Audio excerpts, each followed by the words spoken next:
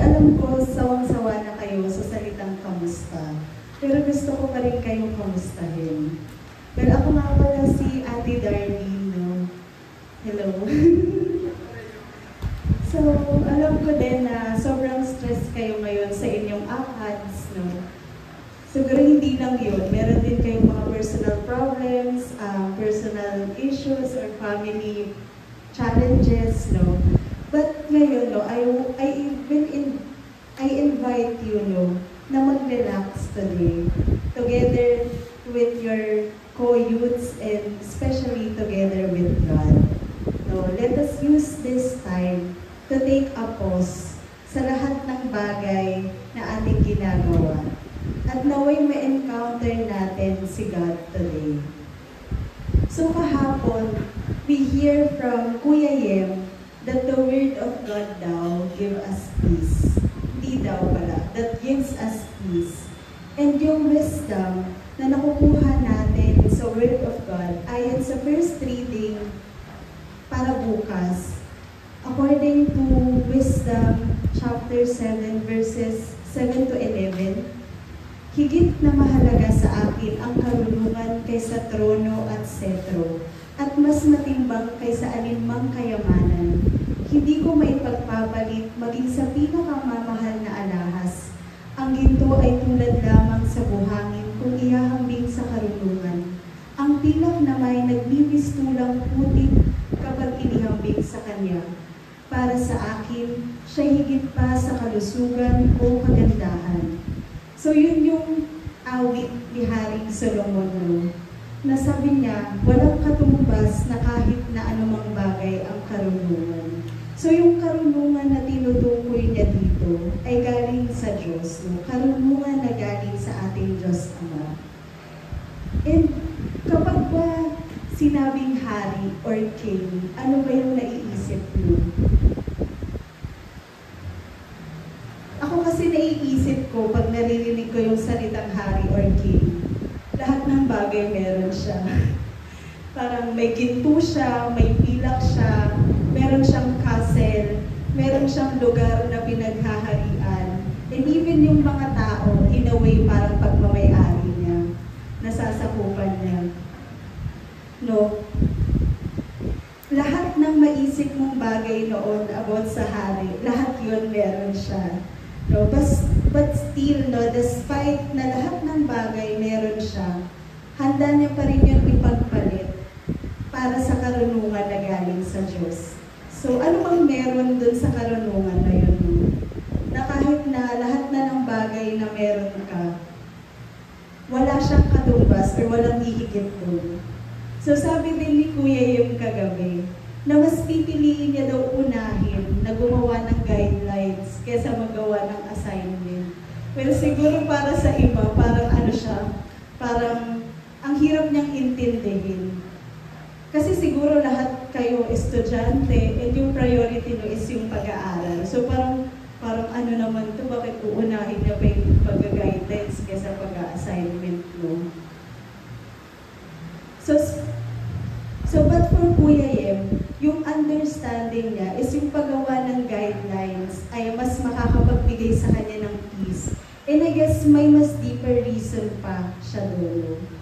And I believe na isa itong wisdom from God. No? Yung wisdom na kahit anong mangyari, when you seek first the kingdom of God, everything will follow. Na pag ginawa niya muna yung guidelines niya, in a way, mas tutulong, hindi siya papabayaan ni Lord na magawa ng assignment niya. No? Bibigyan siya ng kaalaman kung paano ba niya dapat gawin yung assignment niya. So sabi nga diba sa ikalawang pagbasa din para bukas, no? Ang salita ng Diyos ay buhay at mabisa, higit na matalas kaysa alinmang tabak na magkabilay tanim.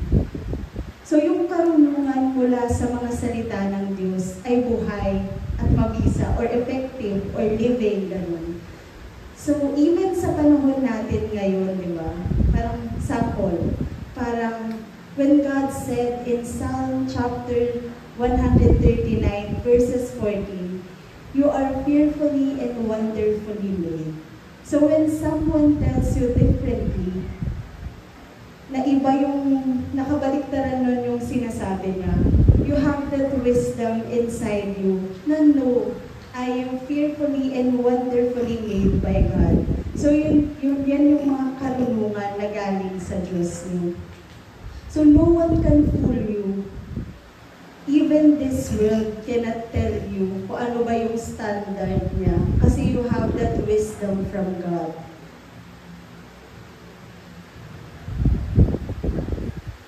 So that na you cannot compare to any treasures in this world. So you have that assurance from the Word of God. So in our gospel naman for tomorrow, narinig natin yung kwento ng isang lalaking mayaman. Na tinanong si Jesus kung ano daw ang dapat niyang gawin para makapagkamit ng buhay na walang hanggan. So narinig natin lahat yung sagot ni Jesus. Sabi niya dun sa lalaki, alam mo ang mga utos, huwag kang papatay, huwag kang mangangalunya, huwag kang magnanakaw, huwag kang magsisinungaling sa iyong pagsaksi, huwag kang magdadaya, igalang mo ang iyong ama't ina.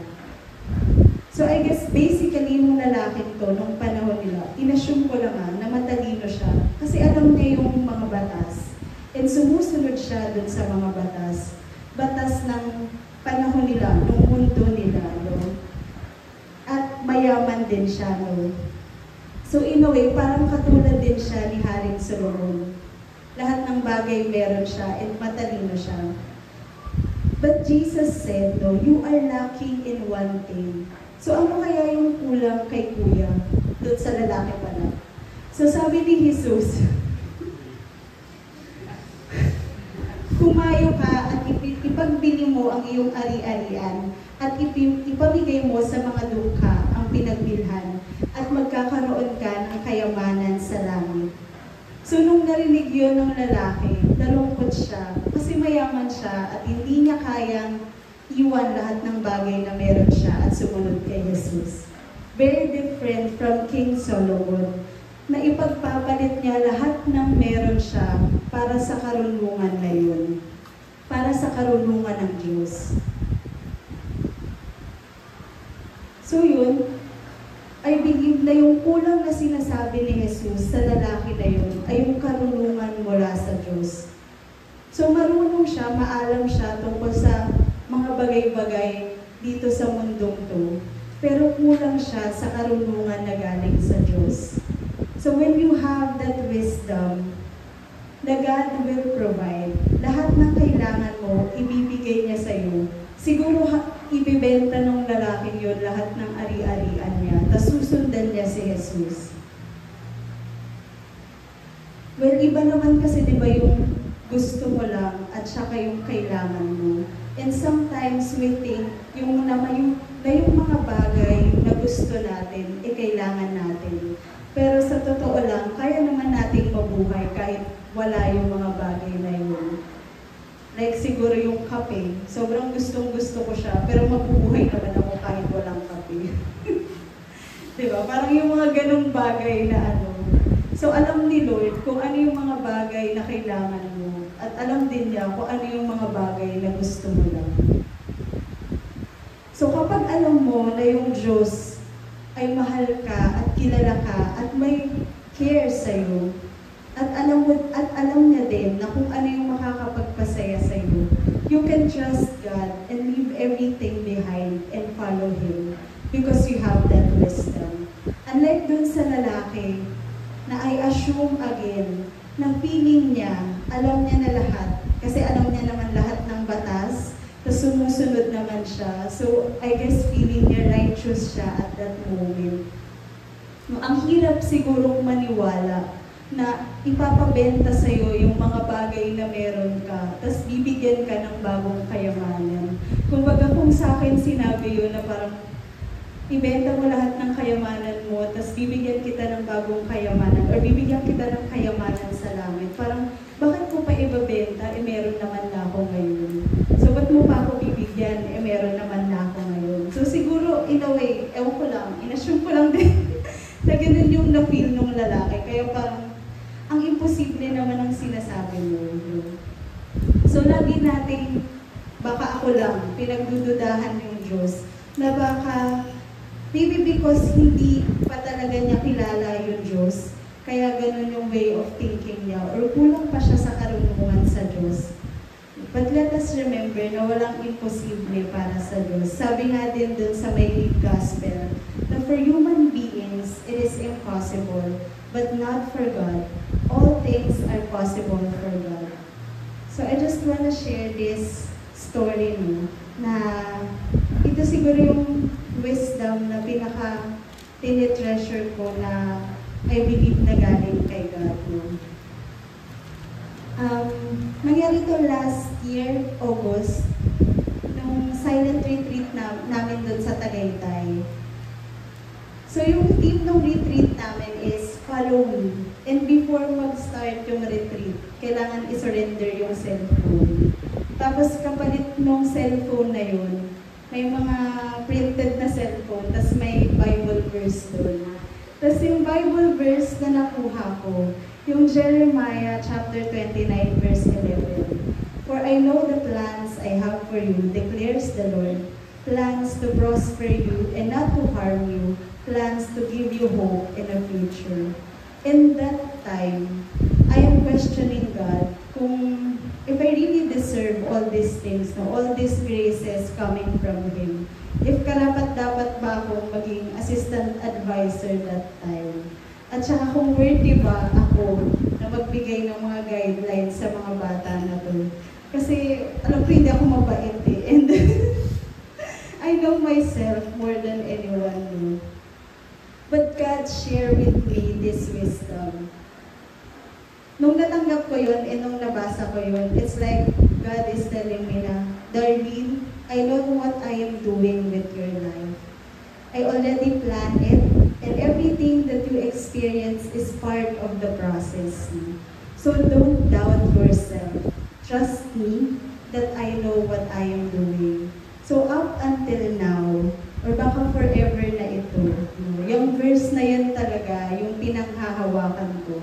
Every time I worry about something, or every time I question myself, nagpa-pop up agad siya sa utak ko. For I know the plans I have for you, declares the Lord. Plans to prosper you and not to harm you. Plans to give you hope in a future. I believe na isa yung wisdom na buong buhay kong babaunin at walang ibang makakahigit dun sa na yun, yung assurance na binigay sa akin ng Diyos.